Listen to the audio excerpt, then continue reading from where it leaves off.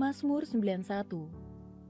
Dalam lindungan Allah yang Maha Kuasa, akan berkata kepada Tuhan, tempat perlindunganku dan kubu pertahananku, Allahku yang kupercayai. Sungguh, dialah yang akan melepaskan engkau dari jerat menangkap burung, dari penyakit sampar yang busuk. Dengan kepaknya, ia akan menudungi engkau, di bawah sayapnya engkau akan berlindung. Kesetiaannya ialah perisai dan pagar tembok. Engkau tahu saya takut terhadap kedahsyatan malam, terhadap panah yang terbang di waktu siang, terhadap penyakit sampar yang berjalan di dalam gelap, terhadap penyakit menular yang mengamuk di waktu petang. Walau 1.000 orang rebah di sisimu dan 10.000 di sebelah kananmu, tetapi itu tidak akan menimpamu. Engkau hanya menontonnya dengan matamu sendiri dan melihat pembalasan terhadap orang-orang fasik. Sebab Tuhan ialah tempat perlindunganmu, yang maha tinggi telah kau buat tempat perteduhanmu. Malapetaka tidak akan menimpa kamu, dan tulah tidak akan mendekat kepada kemahmu. Sebab malaikat-malaikatnya akan diperintahkannya kepadamu untuk menjaga engkau di segala jalanmu. Mereka akan menatang engkau di atas tangannya, supaya kakimu jangan terantuk kepada batu. Singa dan ular tedung akan kau langkahi, engkau akan menginjak anak singa dan ular naga. Sungguh hatinya melekat kepadaku, maka aku akan meluputkannya, aku akan membentenginya, sebab ia mengenal namaku. Bila ia berseru kepadaku, aku akan menjawab, aku akan menyertai dia dalam kesesakan, aku akan meluputkannya dan memuliakannya. Dengan panjang umur akan kukenyangkan dia, dan akan kuperlihatkan kepadanya keselamatan daripadaku. Shalom saudara yang dikasihi Tuhan. Mari sama-sama kita perkatakan apa yang dimaksud dengan Pentakosta ketiga. Pentakosta ketiga adalah pencurahan Roh Kudus yang dahsyat di zaman ini, melebihi yang terjadi di Azusa Street. Pentakosta ketiga akan mengakibatkan penuaian jiwa yang terbesar dan yang terakhir sebelum Tuhan Yesus datang kembali. Pentakosta ketiga akan membangkitkan generasi Yeremia, yaitu anak-anak muda yang dipenuhi Roh Kudus, cinta mati-matian kepada Tuhan Yesus, tidak kompromi terhadap dosa, dan akan bergerak untuk memenangkan jiwa. Pentakosta ketiga lahir di Indonesia dan bergerak ke bangsa-bangsa. Gerakan ini dari timur ke barat dan akan kembali ke Yerusalem. Pentakosta ketiga akan memberikan kuasa untuk menyelesaikan amanat agung, dan setelah itu Tuhan Yesus datang kembali.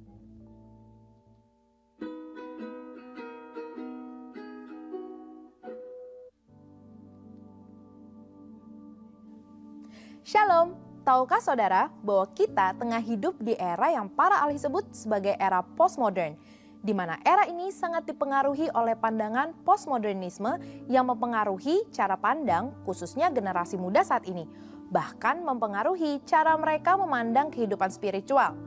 Dari berbagai sumber yang menjelaskan tentang postmodernisme, dapat disimpulkan bahwa postmodernisme adalah cara pandang dan juga gaya hidup yang menentang atau selalu mempertanyakan segala sesuatu yang dulu tidak pernah dipertanyakan, yaitu dari hal ilmu pengetahuan, suatu kebenaran, dan bahkan penentuan otoritas. Pandangan ini umumnya bersifat skeptis dan lebih memprioritaskan pengalaman dan perasaan pribadi. Contohnya, mereka berpendapat bahwa kebenaran itu ada tapi tidak bersifat absolut, melainkan tergantung pengalaman dan perasaan tiap orang. Hal ini sangat berpengaruh terhadap pandangan mereka dalam berbagai hal. Dalam kekristenan sendiri, pandangan postmodernisme biasanya juga mempertanyakan hal-hal seperti bukti Tuhan ada atau tidak, apakah Alkitab adalah sumber yang valid atau tidak, pertanyaan mengenai kalau Tuhan itu baik, kenapa ada kejahatan, atau apakah suatu dosa masih relevan ketika banyak orang melakukannya dan akhirnya dianggap normal. Sebetulnya, dalam Kisah Para Rasul 17 ayat 16-34, Rasul Paulus juga pernah menghadapi situasi serupa saat berada di Athena, Yunani. di mana ada banyak sekali patung-patung berhala yang menandakan adanya banyak cara pandang, filosofi, budaya, dan ilah-ilah. Tidak heran jika Paulus dan rekan-rekannya ditertawakan dan dianggap membual saat membagikan Injil dan berita tentang Kristus.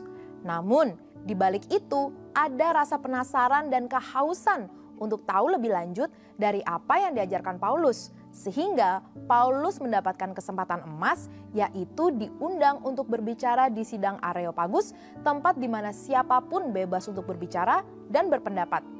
Paulus menggunakan kesempatan tersebut untuk memberitakan kebenaran yang akhirnya membuat beberapa orang Athena menjadi percaya kepada Tuhan, bahkan bergabung dalam persekutuan orang percaya. Sebagai orang percaya, apa saja yang dapat kita pelajari dan lakukan dari pengalaman Paulus di era postmodern ini? Yang pertama, pentingnya memiliki kepekaan akan kondisi kerohanian yang terjadi di era ini. Dipenuhi Roh Kudus membuat Paulus menjadi selalu peka dan tidak tinggal diam saat melihat jiwa-jiwa disesatkan oleh ilah-ilah dan pandangan yang tidak benar. Kita pun perlu dipenuhi Roh Kudus untuk bisa cermat dan peka akan kondisi kerohanian di era postmodern ini, di mana banyak orang tidak percaya akan Tuhan dan kebenarannya, atau sekedar percaya adanya kekuatan ilahi yang lebih besar dari manusia, tapi sosok tersebut bukanlah Tuhan yang benar. Dari situlah kita bisa memakai peluang yang ada untuk membicarakan tentang Tuhan, kebenaran, dan firman-Nya.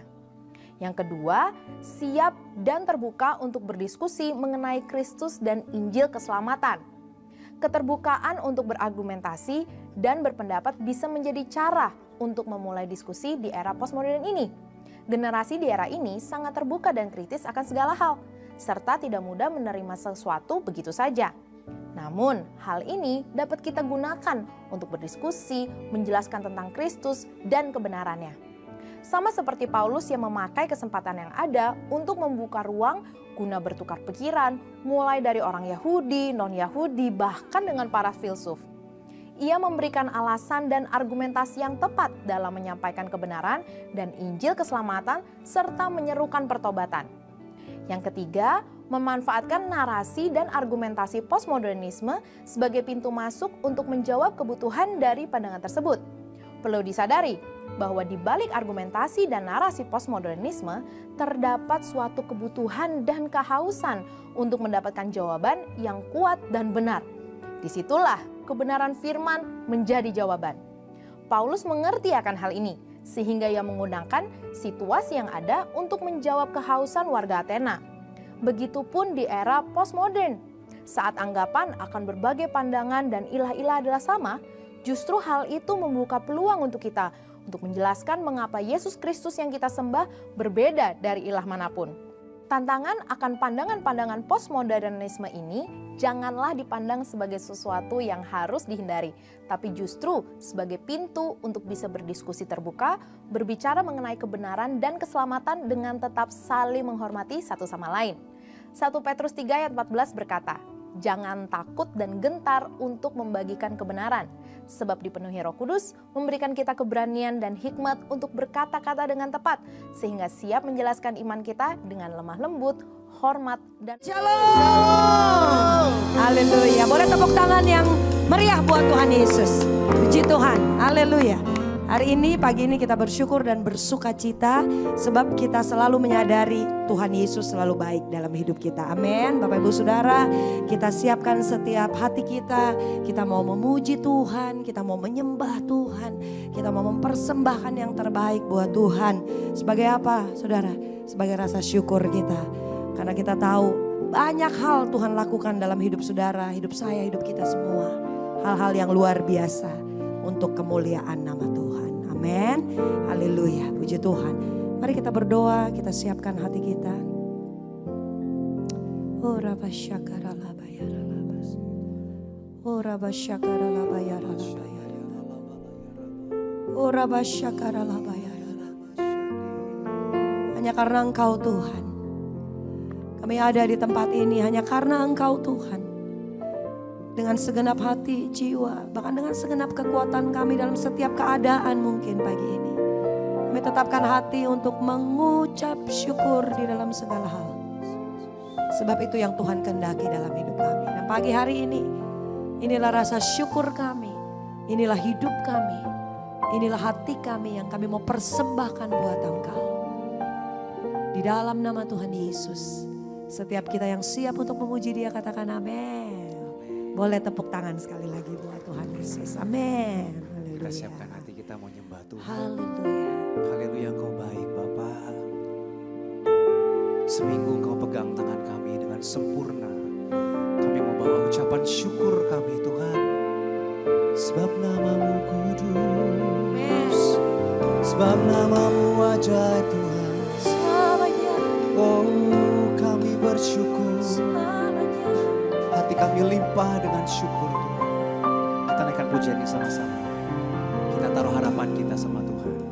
Ku berharap kepadamu, Kau perlindungan dan kekuatanku. Ku berdoa kepadamu, Kau tanduk keselamatanku. Sekali lagi, ku berharap.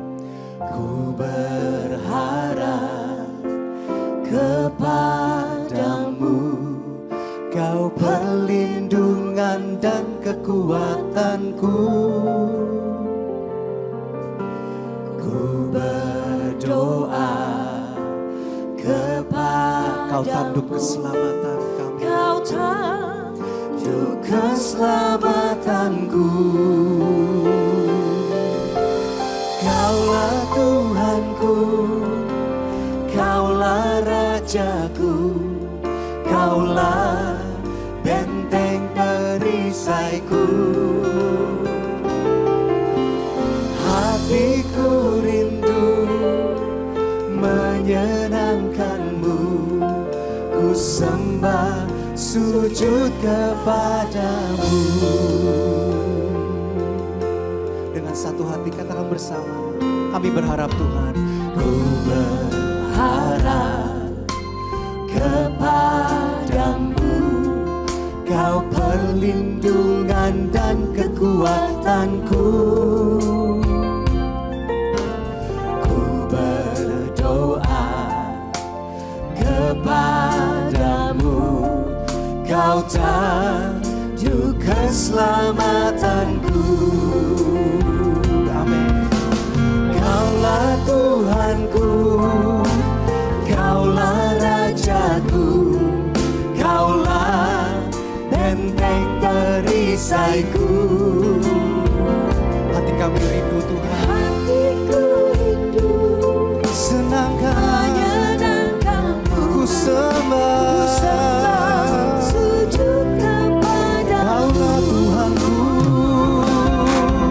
Kaulah Tuhanku, Kaulah Rajaku, Kaulah benteng perisaiku.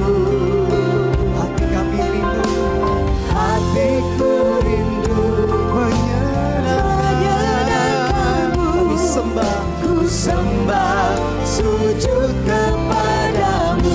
Sekali lagi kata bersama, Kaulah Tuhanku, Kaulah Tuhanku, Kaulah Rajaku, Kaulah benteng perisaiku.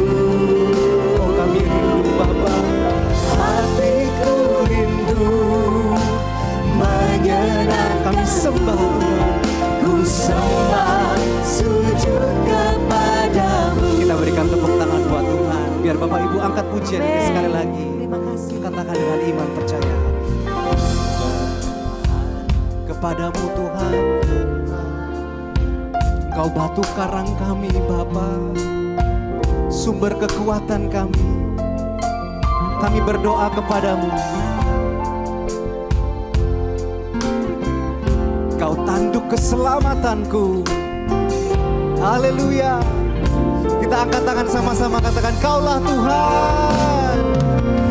Kaulah Tuhanku, Kaulah Rajaku, Kaulah benteng perisaiku.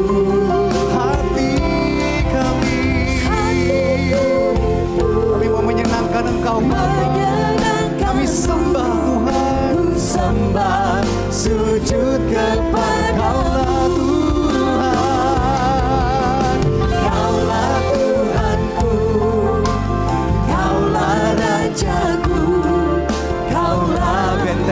benteng perisaiku. Hati kami Yesus, Hatiku rindu menyenangkanmu, ku sembah sujud kepadamu.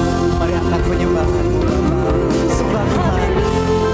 Kaulah benteng perisai, kekuatan kami, sumber harapan kami. Senangkan hatimu, sembah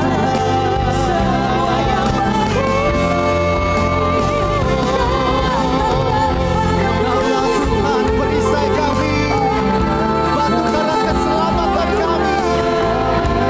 Kami pegang tangan-Mu Tuhan, sumber pengharapan kami. Kami bangkitkan iman percaya kami pagi ini Tuhan. Kami pandang wajah-Mu Bapa.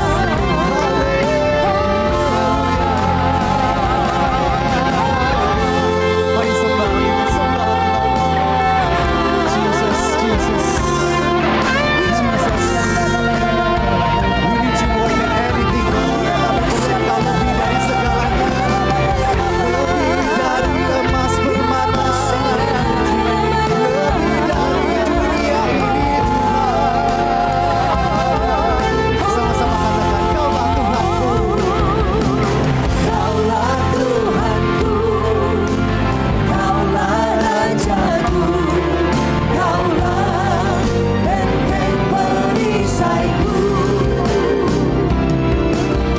Hatiku rindu Menyenangkan-Mu, menyenangkanmu, sembah. sujud Kaulah Tuhan kami, Kaulah Tuhanku, Kaulah Rajaku, Kaulah benteng perisaiku.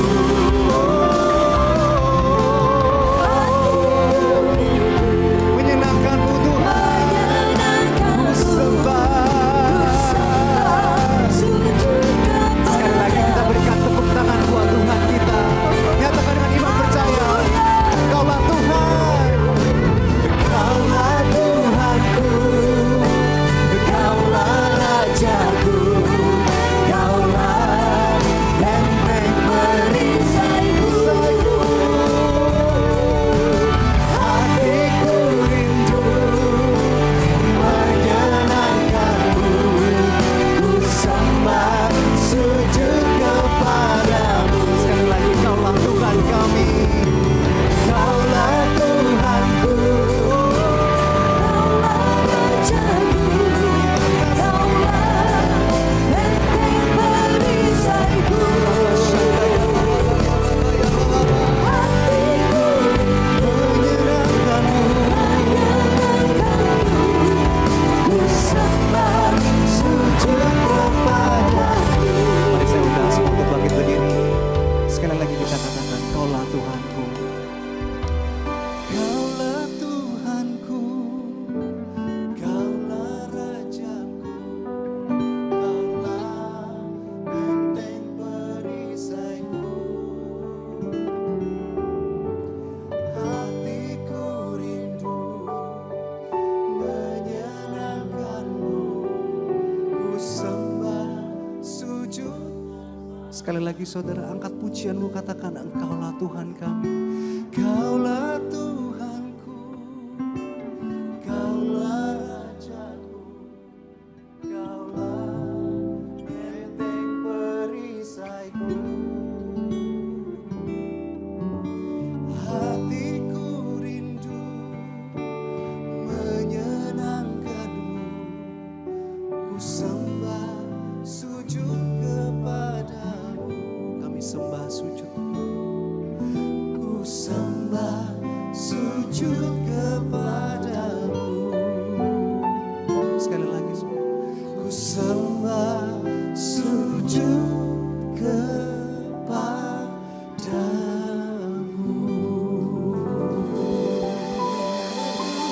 Kami sembah, Kami sembah Tuhan, kami sembah.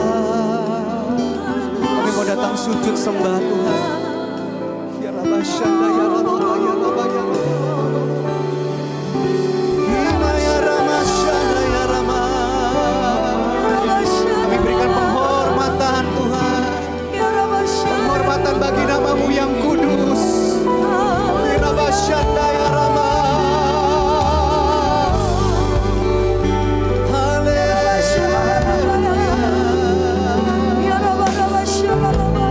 Angkat penyembahanmu saudara, dimanapun saudara duduk, saudara berdiri, Tuhan hadir, Bapak sembah, sembah. Hina ya Ramasyanda ya Rama, Hina ya Ramasyanda ya Rama, Ya Rama ya Rama. Terima kasih Tuhan, terima kasih Yesus.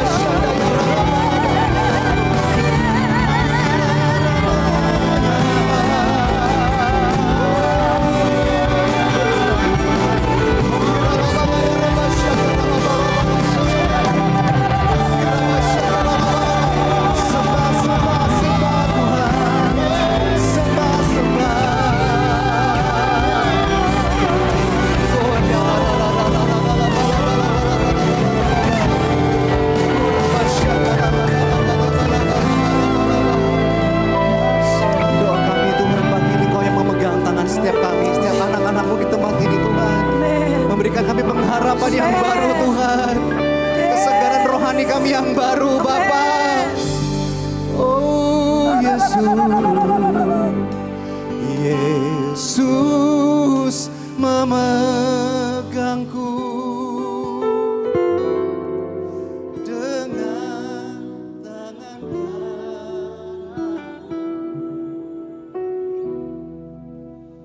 Yesus memberiku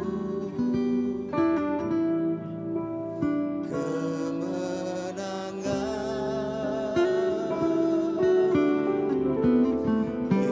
Yesus memegangku. Biar menjadi doa Bapak Ibu Saudara. Dia memberikan kita kemenangan. Aminkan saudara, aminkan, kemenangan itu ada. Sungguh nyata dan kita raih bersama saudara. Kemenangan, kemenangan. Angkat tangan ke surga, sama-sama katakan. Yesus memegangku dengan tangan kananmu. Yesus memberiku dengan iman. Oh Yesus memberiku kemenangan. Pegang tangan kami Bapa. Oh Engkau yang memberi kemenangan Tuhan. Yesus memberiku, amin, kemenangan. Yesus, Yesus memegangku.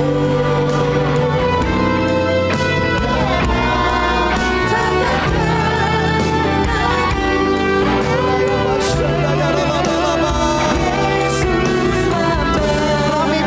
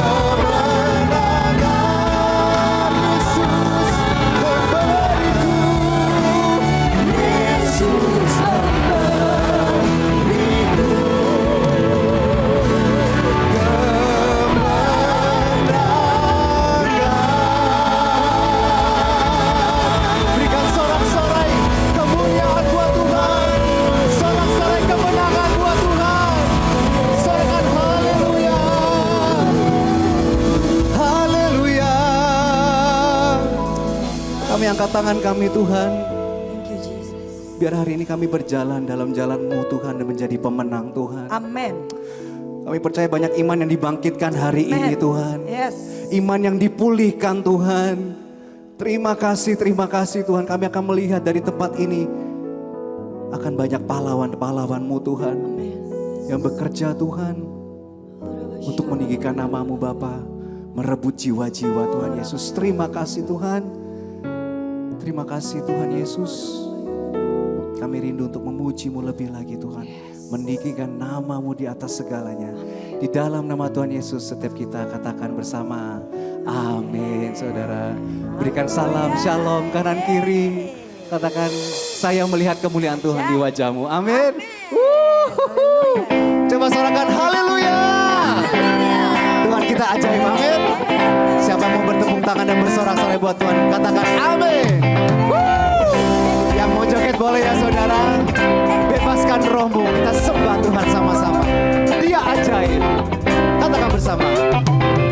Yesus ajaib, Tuhanku ajaib, kasih-Nya ajaib bagiku. Yesus ajaib, Yesus ajaib, Tuhanku ajaib, rahmat-Nya. Hey. Sekali lagi, Yesus ajaib, Yesus ajaib, Tuhanku ajaib, kasih-Nya ajaib bagiku. Angkat tangan. Yesus ajaib, Tuhanku ajaib, rahmat-Nya kekal selamanya. Tak berubah kasih-Nya. Setiap hari bertambah indahnya. Sampai bumi berlalu dan ragaku, Yesusku ajaib bagiku. Katakan kanan kiri, Yesus ajaib. Amin. Tunjuk. Yesus ajaib, Tuhanku ajaib, kasih-Nya ajaib bagiku. Oh Yesus ajaib, Tuhanku ajaib, rahmat-Mu Tuhan. Sama-sama tak berubah kasih-Nya. Setiap hari bertambah indahnya.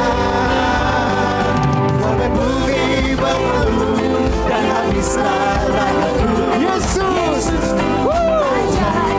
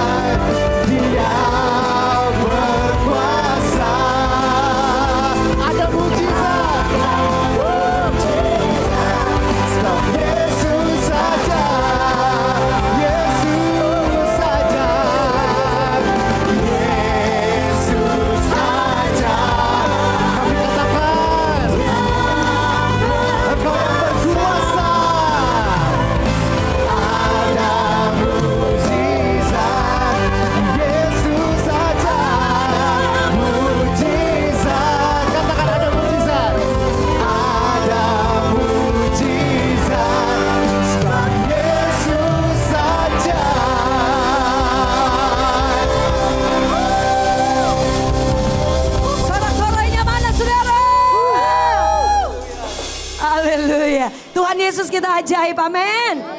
Tiada yang seperti dia, amin gak? Haleluya, dia yang sanggup melakukan segala perkara, amin gak? Haleluya. Boleh ngomong ke sebelahnya gini, Tuhan Yesus selalu ajaib. Yang kencang saudara. Tahu gak kenapa Bapak Ibu? Karena dengan kita memperkatakan dan kita mengakui bahwa dia satu-satunya Tuhan yang ajaib. Dia yang mengalahkan musuh kita, amin. Haleluya, puji Tuhan. Boleh tetap bangkit berdiri gak apa-apa ya? Bapak Ibu Saudara, kita rilis satu single baru lagi dari KS Worship. Judulnya Bersorak Haleluya. Tepuk tangan buat Tuhan Yesus. Dan hari ini perdana kita mau nyanyikan sama-sama ya. Jadi nanti kalau mungkin ada yang gak hafal, it's okay gak apa-apa. Mari kita belajar nyanyikan lagu kita untuk kemuliaan nama Tuhan. Ini lagu KS Worship, judulnya Bersorak Haleluya. Tepuk tangan buat Tuhan Yesus. Haleluya. Semua bersuka cita ya. Nanti menari buat Tuhan Yesus ya.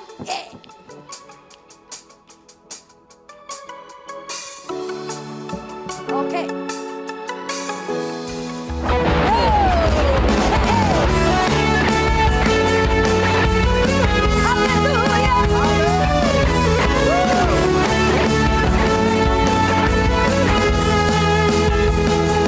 Bukan keadaan yang menentukan hidupku, tapi firman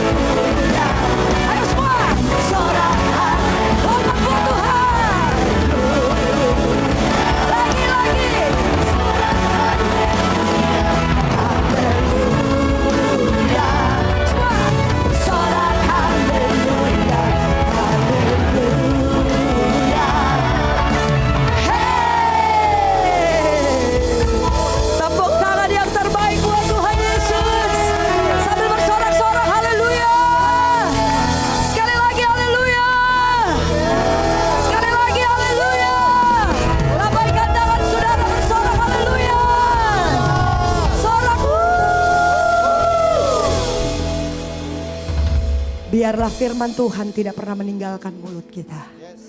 Biarlah firman Tuhan yang melakukan hal-hal yang hebat dalam hidup kita. Yang setuju tepuk tangan sekali lagi buat Tuhan Yesus. Kita berdoa ya saudara. Kami angkat syafaat kami Tuhan. Terima kasih buat gembala sidang kami. Kami mau angkat tangan kami.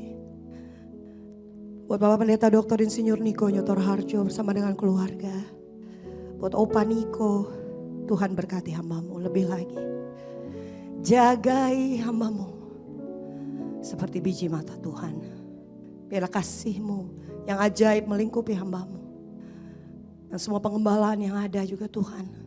Engkau memberkati. Kami berdoa buat Gembala Cabang GBI Kebon Siri tempat ini. Pendeta muda Gunawan Wongso Wijoyo bersama dengan Ibu Meli, juga bersama dengan keluarga besar dan para wakil yang ada, Pak Ferry bersama dengan keluarga, Pak Ri bersama dengan keluarga. Tuhan memberkati hamba-hambamu ini.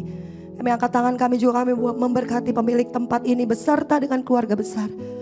Tuhan yang menjagai hambamu bersama dengan keluarganya. Mata Tuhan selalu tertuju kepadanya. Dan hidup yang memuliakan Engkau Tuhan. Kami berdoa mengangkat tangan kami untuk pembicara kami siang hari ini, Ibu Nancy. Tuhan memberkati, Tuhan pakai. Biarlah menit-menit ke depan di mana hambamu akan memperkatakan apa yang dari Tuhan buat kami. Apa yang jadi isi hati Tuhan buat kami. Sehingga setiap kami yang mendengar firman melalui hambamu ini Tuhan. Kami kembali diingatkan, kami kembali dipulihkan, kami dicelikan, kami dibuat mengerti. Kami dipertajam Tuhan supaya kami bisa membedakan apa yang benar, apa yang salah. Supaya hidup kami benar di mata Tuhan. Terima kasih Bapak, berkati keluarganya di dalam nama Yesus. Kami juga angkat tangan kami buat jemaat GBI Kebon Siri yang mungkin hadir secara di tempat ini secara onsite maupun online. Tuhan terus lawat. Biarlah ibadah minggu ini bukan sebagai ibadah yang rutin kami lakukan. Tapi biarlah ibadah ini sungguh-sungguh membawa hidup kami semakin mengasihi Engkau, semakin mencintai Engkau. Dan kami angkat tangan kami juga buat generasi muda yang ada. Kami angkat tangan kami buat 153 Youth Niti Kebon Siri. Juga Tuhan pakai hamba anak-anakmu ini. Mereka menjadi hamba-hamba Tuhan yang luar biasa. Kami perkatakan, I always speak blessing buat mereka. Hidup mereka jadi berkat. Hidup mereka selalu baik. Hidup mereka terpelihara sempurna. Bahkan di tengah komunitas mereka masing-masing, mereka boleh jadi terang Kristus dalam nama Yesus. Terima kasih Tuhan. Dan akhirnya kami berdoa buat bangsa kami dan terus memperkatakan shalom. Dan biarlah ada damai sejahtera Tuhan buat bangsa ini. Dan semua yang ada di Indonesia bahkan di bumi ini tunduk akan kuasa dan kebenaran firman Tuhan. Terima kasih Bapa. Di dalam nama Yesus sama-sama kita katakan amin. Silakan duduk kembali Bapak Ibu. Puji Tuhan. Haleluya. Kita mau buka hati kita lebih lagi. Ada firman yang membangkitkan, amin. Ada firman yang menguatkan kita. Bila hati terasa berat, tak seorang pun mengerti bebanku.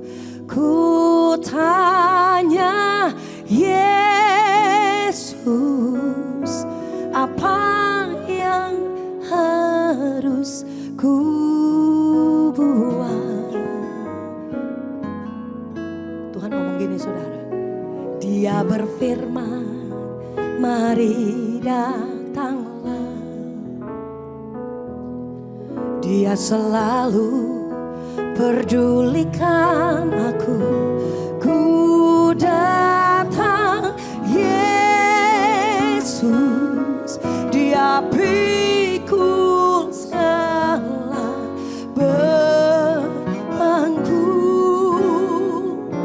Sujud di altarnya. Ku bawa hidupku.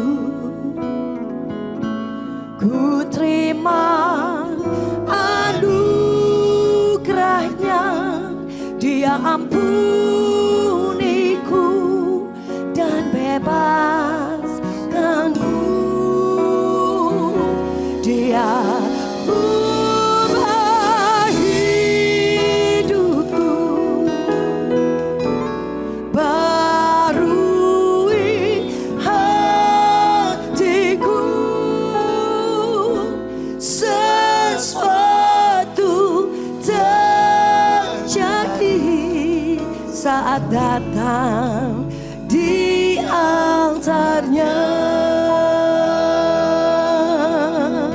Boleh tepuk tangan buat Tuhan Yesus. Sama-sama saudara. Bila hati terasa berat, amin, tak seorang pun mengerti bebanku. Ku tanya Yesus, Engkau satu-satunya jawaban buat kami Tuhan.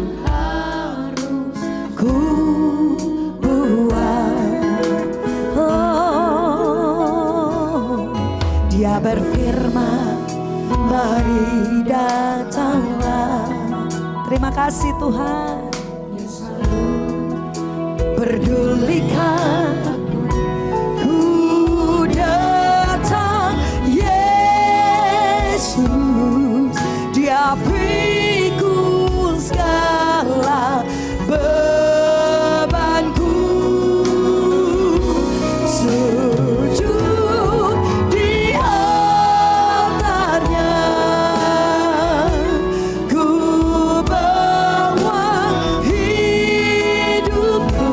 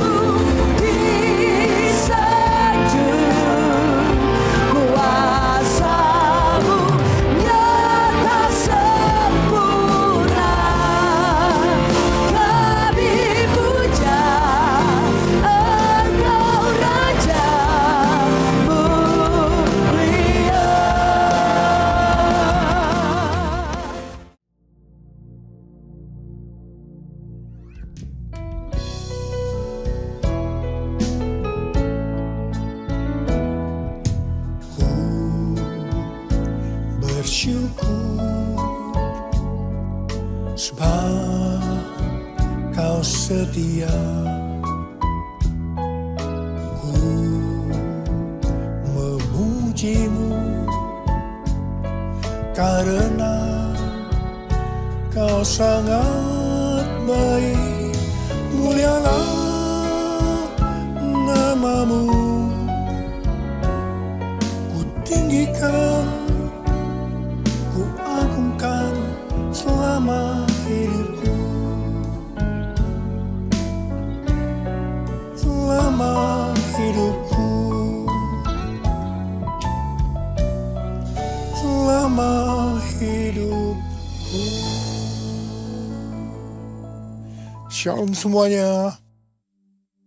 Tema khotbah untuk bulan Maret 2026 ini adalah wajib hidup sama seperti Kristus telah hidup. Tahun 2026 adalah tahun amanat agung. The year of the Great Commission. Ayat emasnya diambil dari Matius 28 ayat 18 sampai 20 dan Matius 24 ayat 14.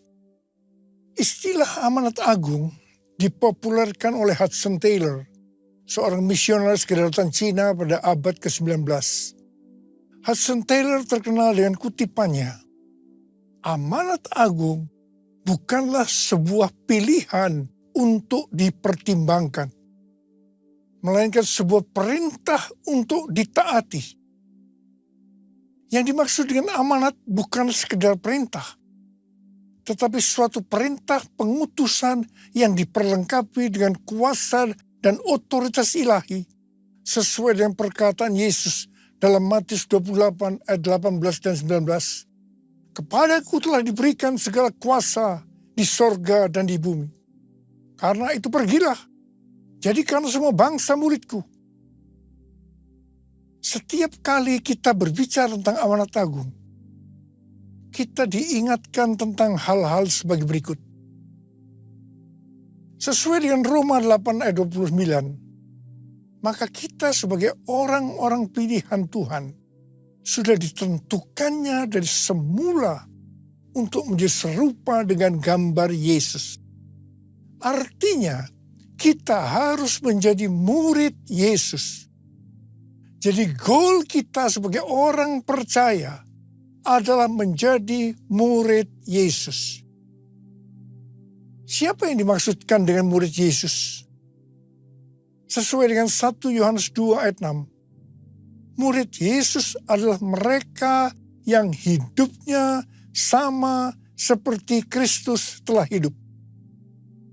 Kalau kita hidup sama seperti Kristus telah hidup, maka kita akan menjadi serupa dengan gambarnya. Artinya kita menjadi murid Yesus. Tugas utama dari murid Yesus sesuai dengan Matius 28 ayat 18 sampai dengan 20 adalah menjadikan orang lain menjadi murid Yesus. Ini adalah amanat agung Tuhan Yesus. Jadi tugas utama dari murid Yesus tanpa memandang profesinya adalah menyelesaikan amanat agung. Untuk bisa menyelesaikan amanat agung, tidak bisa dengan kekuatan sendiri, tetapi harus dengan kuasa Roh Kudus. Hari-hari ini kita berada di era Pentakosta ketiga. Pentakosta ketiga akan memberikan kepada kita kuasa untuk menyelesaikan amanat agung. Target untuk menyelesaikan amanat agung adalah tahun 2033. Untuk menyelesaikan amanat agung sampai dengan tahun 2033 harus dengan metode Yesus. Sebagai murid-muridnya yang menerima amanat agung dari Tuhan Yesus, kita harus belajar cara Yesus melakukannya. Sehingga kita bisa menjangkau dunia dalam 7 tahun ke depan, sampai tahun 2033. Pada General Assembly yang ke-14 dari World Evangelical Alliance di Korea Selatan tanggal 27 sampai dengan 31 Oktober 2025 yang lalu, temanya adalah The Gospel for Everyone by 2033. Di sini Rick Warren menyampaikan tentang metode Yesus untuk menyelesaikan amanat agung yang berlaku di mana saja dan kapan saja. Metode ini disingkat dengan PEACE. P, pass on the good news. Sampaikan kabar baik, Injil kepada orang lain. E, equip disciples. Perlengkapi para murid agar mereka bisa bertumbuh dan melayani. E, alleviate suffering. Ringankan penderitaan orang lain dengan menolong mereka. C, continually pray. Berdoa terus-menerus. E, establish new churches. Dirikan gereja-gereja baru. Jadi ada 5 hal metode Yesus untuk menyelesaikan amanat agung. Yang pertama, sampaikan kabar baik Injil kepada orang lain. Yang kedua, perlengkapi para murid agar mereka bisa bertumbuh dan melayani. Yang ketiga, ringankan penderitaan orang lain dengan menolong mereka. Yang keempat, berdoa terus-menerus. Dan yang kelima, dirikan gereja-gereja baru. Supaya kita bisa melakukan seperti yang Yesus lakukan, maka seperti apa yang tertulis dalam 1 Yohanes 2 ayat 6, bahwa kita wajib hidup sama seperti Kristus telah hidup. Ku mau hidup seluruh kehendak Tuhan. Ku mau memberi semua yang ku dapat berikan. Ku mau cinta Dia lebih dari semua. Ku tak dapat membalas kasih-Nya.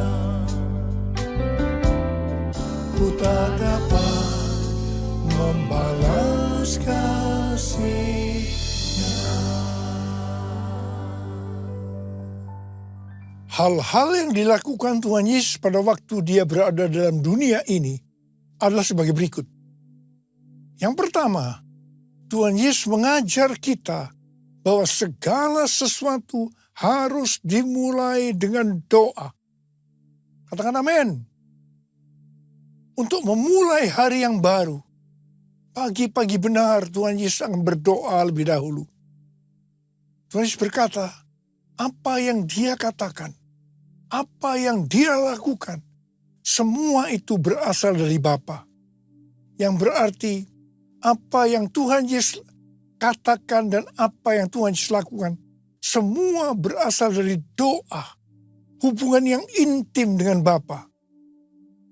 Kata peace dibuat sebagai singkatan supaya mudah diingat, bukan sebagai urutan metode yang harus dijalankan. Bagi saya, yang menjadi prioritas utama yang harus dilakukan lebih dahulu adalah continually pray atau berdoa terus-menerus. Baru keempat hal lainnya dilakukan sebagai hasil dari doa tersebut. Pada bulan November tahun 2025 yang lalu, ada pertemuan Advancing the Kingdom Initiative atau ADKI di Louisiana, Amerika Serikat, yang dihadiri oleh lebih dari 400 hamba Tuhan dari lebih dari 100 negara yang mewakili sekitar 180 juta orang. Salah satu kesimpulan dari hasil pertemuan itu, mereka sepakat bahwa untuk menyelesaikan amanat agung sampai dengan tahun 2033 harus dimulai dengan doa, puasa, dan mengandalkan Roh Kudus. Hal yang kedua yang dilakukan oleh Tuhan Yesus pada waktu Dia berada di dalam dunia ini, yaitu Tuhan Yesus memberikan contoh dalam hal memberi. Keselamatan yang kita dapatkan karena Tuhan Yesus memberi. Apa yang diberikan? Ia memberikan nyawanya untuk kita.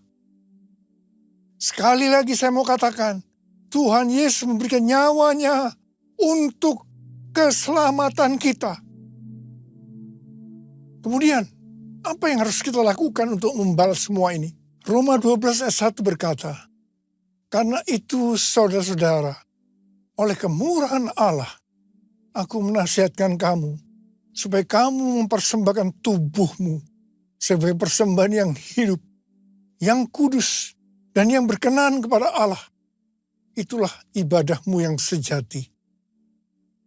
Keinginan terbesar dari kita seharusnya hidup kudus dan berkenan kepada Allah. Kita harus hidup bagi Allah. Kita harus mempersembahkan tubuh kita yang sudah mati terhadap dosa dan sebagai rumah Roh Kudus kepada Allah. Roma 12 ayat 2 berkata, janganlah kamu menjadi serupa dengan dunia ini, tetapi berubahlah oleh pembaharuan budimu, sehingga kamu dapat membedakan mana kehendak Allah, apa yang baik, yang berkenan kepada Allah, dan yang sempurna. Bapa, ku persembahkan tubuhku sebagai persembahan yang hidup, kudus, dan yang berkenan padamu, sebagai ibadah yang sejati. Ku sembah Kau, Tuhan, ku sembah Kau, Tuhan, ku serahkan hidupku kepadamu untuk kemuliaan nama-Mu, untuk kemuliaan nama-Mu. Hal yang ketiga yang dilakukan oleh Tuhan Yesus pada waktu dia berada di dalam dunia ini, yaitu Tuhan Yesus keluar sebagai pemenang. Pesan Tuhan Yesus kepada 7 gereja dalam Wahyu pasal 2 dan 3, yang berarti pesan untuk gereja masa kini, adalah siapa bertelinga, hendaklah ia mendengarkan apa yang dikatakan Roh Kudus kepada jemaat-jemaat. Siapa yang menang akan masuk surga. Tuhan Yesus pada waktu masih berada di dunia dicobai oleh iblis, dan dia keluar sebagai pemenang. Sesuai dengan Matius 4 ayat 1 sampai dengan 11. Maka setelah berpuasa 40 hari 40 malam, akhirnya laparlah Yesus. Pada saat itu datanglah iblis untuk mencobai Tuhan Yesus. Ada 3 jurus pencobaan yang dilakukan iblis kepada Tuhan Yesus. Jurus pertama, pada waktu Tuhan Yesus lapar, iblis berkata, jika engkau anak Allah, perintahkanlah supaya batu-batu ini menjadi roti. Tuhan Yesus menjawab, ada tertulis, manusia hidup bukan dari roti saja, tetapi dari setiap firman yang keluar dari mulut Allah. Di sini iblis mau meyakinkan bahwa yang paling penting untuk hidup di dunia ini adalah roti. Yang berbicara tentang makanan, pakaian, kekayaan, harta benda. Jadi ini yang menurut iblis harus dicari dengan segala macam cara. Tetapi Tuhan Yesus menjawab bahwa manusia hidup bukan dari roti saja, tetapi dari setiap firman yang keluar dari mulut Allah. Tuhan Yesus mengingatkan kita melalui perumpamaan yang diberikan tentang seorang penabur benih. Ada benih yang jatuh di antara semak duri. Benih itu tumbuh, tetapi karena terhimpit oleh semak duri, maka ia tidak berbuah. Ini diartikan sebagai orang yang oleh karena tipu daya kekayaan, kenikmatan hidup, kekhawatiran dunia, sehingga tidak berbuah. Tuhan Yesus berkata bahwa Dia adalah pokok anggur yang benar. Kita adalah carangnya. Setiap carang yang tidak berbuah akan dipotong, jatuh ke tanah, menjadi kering, disapu, dan dibuang ke dalam api. Jangan sampai kita mengalami hal yang seperti ini. Tuhan Yesus juga mengingatkan kita, jangan kamu khawatir apa yang akan kamu makan, apa yang akan kamu minum, apa yang akan kamu pakai. Semua itu dicari oleh bangsa-bangsa yang tidak mengenal Allah. Tapi Bapamu yang di sorga tahu bahwa kamu memerlukan semua itu. Karena itu, carilah dulu kerajaan Allah dan kebenarannya. Maka semuanya akan ditambahkan kepadamu. Kita diingatkan, kita harus menjadi pemenang seperti Tuhan Yesus yang sudah menang. Jurus yang kedua yang dilakukan iblis kepada Tuhan Yesus, yaitu tentang mencobai Allah.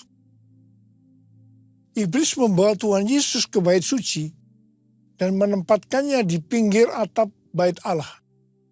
Lalu berkata kepadanya, jikalau engkau anak Allah, jatuhkanlah dirimu ke bawah.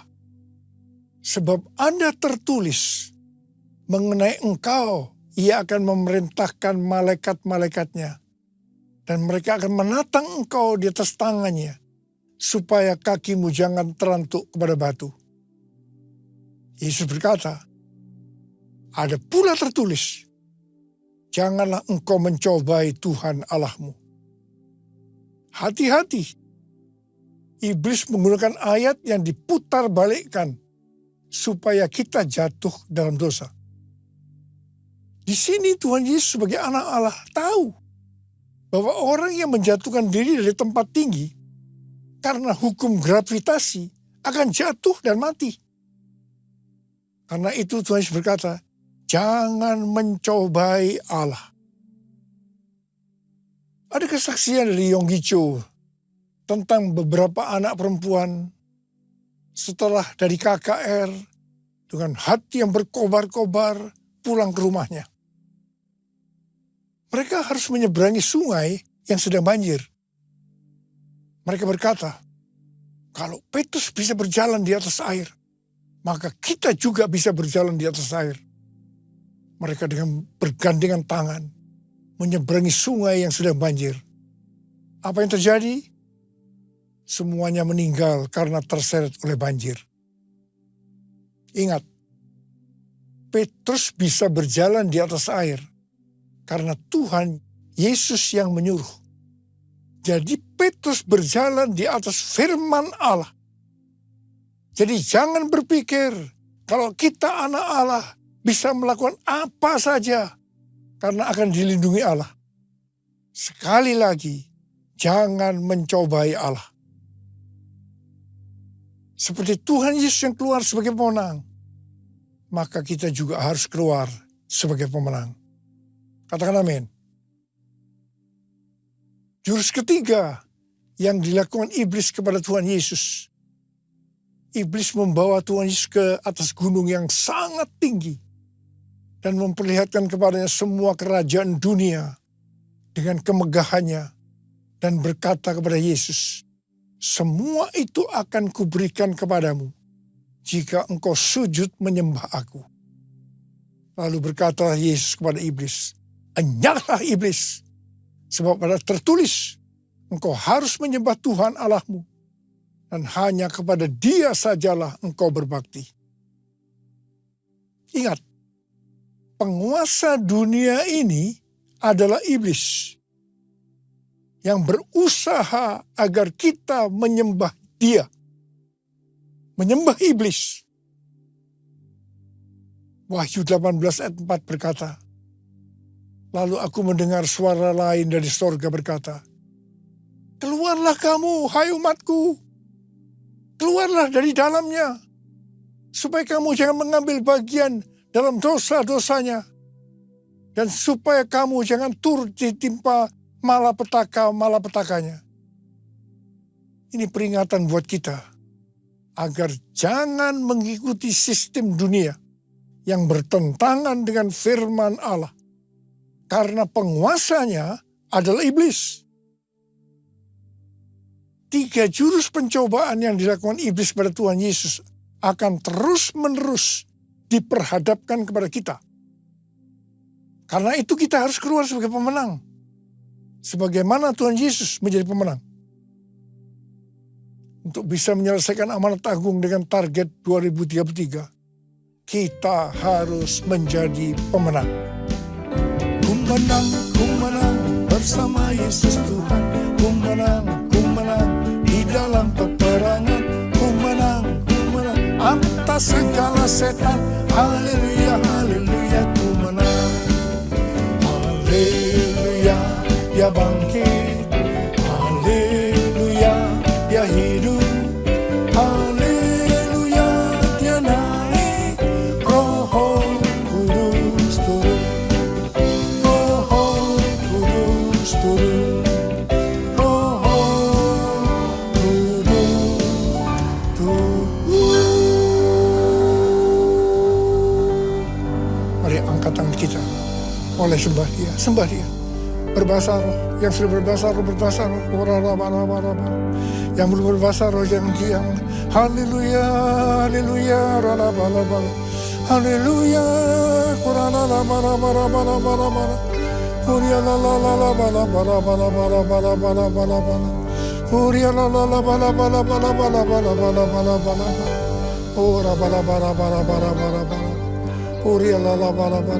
Tuhan, kami berdoa buat anak-anak-Mu. Kami mengerti bahwa kami semua wajib hidup sama seperti Kristus telah hidup. Untuk bisa menyelesaikan amanat agung dengan metode Yesus. Tuhan, terima kasih. Terima kasih, berikan kami kuasa untuk menyelesaikan amanat agung. Terima pengurapan Tuhan. Terima kuasa dalam nama Yesus. Haleluya, haleluya. Amin.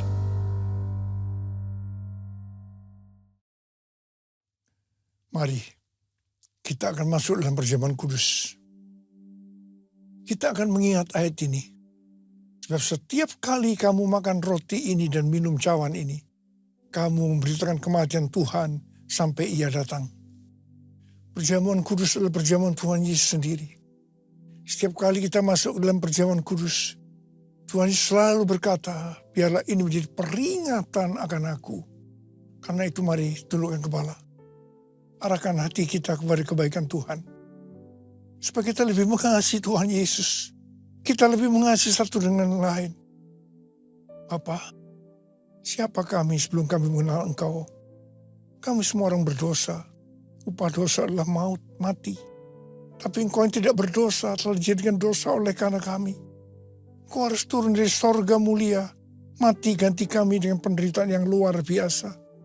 Sungguh kalau kamu pikirkan betapa baiknya Engkau ya Aba. Itu Engkau ya Aba. Engkau jadikan kami sebagai anak-anak-Mu. Engkau berkati, Engkau tuntun, Engkau bela, Engkau lindungi kami. Engkau tegur juga kalau kami salah. Ya Bapa, terima kasih. Hari ini Engkau akan memberkati kami melalui perjamuan kudus. Tuhan Yesus akan memberkati kita melalui perjamuan kudus ini. Tapi Tuhan mau kita makan dan minum dengan cara yang benar. Karena itu sekarang masing-masing introspeksi. Lihat keadaan dirimu masing-masing. Jangan menyimpan dosa. Kalau ada dosa yang Tuhan ingatkan, kita harus selesaikan. Langsung minta ampun.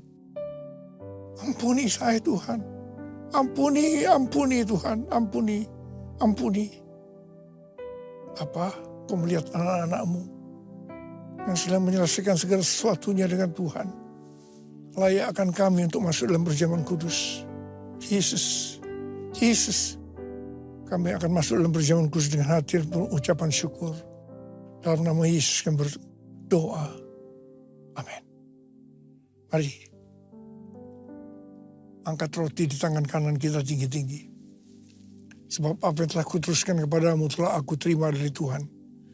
Yaitu bahwa Tuhan Yesus pada malam waktu diserahkan mengambil roti. Dan sesudah itu mengucap syukur atasnya. Ia memecah-mecahkannya dan berkata, inilah tubuhku yang diserahkan bagi kamu. Perbuatlah ini menjadi peringatan akan aku. Sudah dikasih Tuhan. Bukankah roti yang kita pecah-pecahkan ini adalah persekutuan kita dengan tubuh Kristus. Mari kita makan dalam nama Yesus.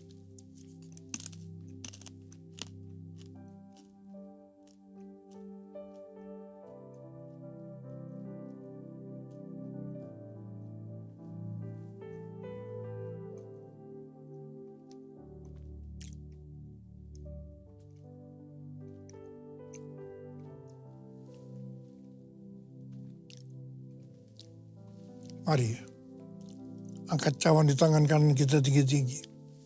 Demikian juga ia mengambil cawan sesudah makan lalu berkata, cawan ini adalah perjanjian baru yang dimeteraikan oleh darahku.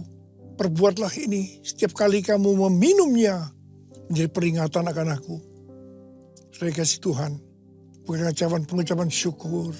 Yang atasnya kita ucapkan syukur adalah persekutuan kita dengan darah Yesus.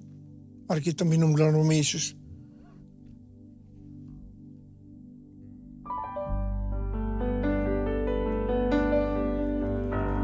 Ucapkan syukur dan terima kasih dengan suara. Jangan diam. Terima kasih Tuhan. Terima kasih Tuhan. Terima kasih ya Tuhan. Terima kasih ya Tuhan. Bala. Tuhan terima kasih. Saat ini kau sedang menyembuhkan yang sakit.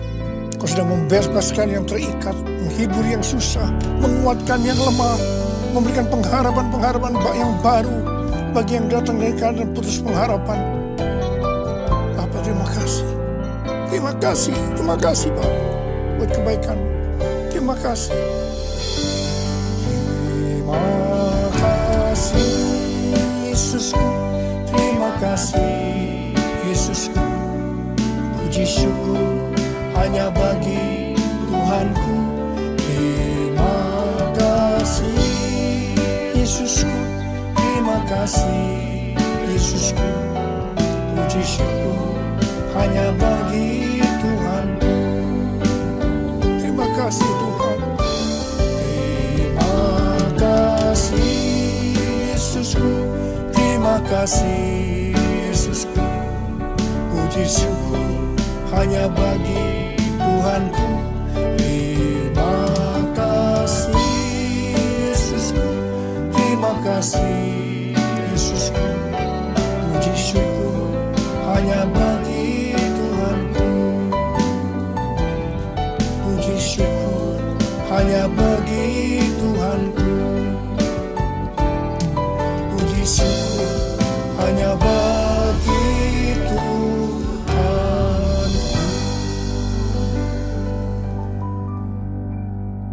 Sekarang terimalah berkat Tuhan. Kasih karunia berlimpah-limpah daripada Allah Bapa dalam Anak yang tunggal Yesus Kristus. Persekutuan yang manis dan Roh Kudus menyertai kita mulai hari ini sampai Tuhan Yesus datang menjemput kita di awan-awan dan bahkan sampai selama-lamanya. Yang percaya bersama-sama katakan amin.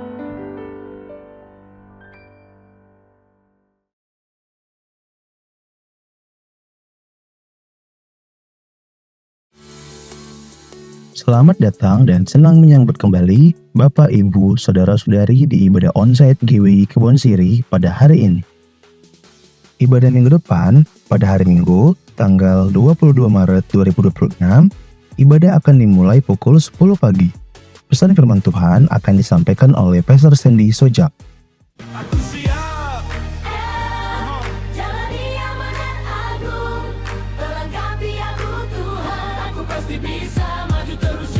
Shalom Kids Mom and Dad. Kingdom Kids Minggu tanggal 22 Maret, kita akan belajar tentang karakter seperti seorang olahragawan yang disiplin berlatih, yaitu Daniel. Yuk Kids bergabung di kelas Seru Kids. Kita belajar firman Tuhan sambil having fun. Ditunggu ya, see you. Hai Teens, tanggal 22 Maret, kita akan belajar tentang Jesus Calls the First Disciples. akan ada presentasi dari kelompok yang tugas tentang ini. So, ayo join seru-seruan bareng sambil belajar firman Tuhan. 153 Youth Meeting.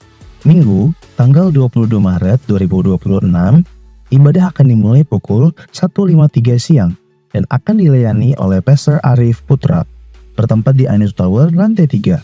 Kami mengundang semua anak-anak muda untuk bergabung dalam ibadah 153 Youth Meeting. Kami menginformasikan bahwa kantor sekretariat akan libur terhitung mulai tanggal 20 sampai 24 Maret 2026. Kantor sekretariat akan kembali dibuka dan beroperasi seperti biasa pada hari Rabu 25 Maret 2026. Jemaat yang terkasih, Mesbah Doa Online memasuki masa jeda mulai tanggal 20 sampai 24 Maret 2026. Kegiatan doa akan kembali hadir pada hari Rabu 25 Maret 2026 pukul 4.30 dini hari. Mari tetap menjaga hidup doa kita masing-masing dan biarlah hadirat Tuhan senantiasa menyertai kita.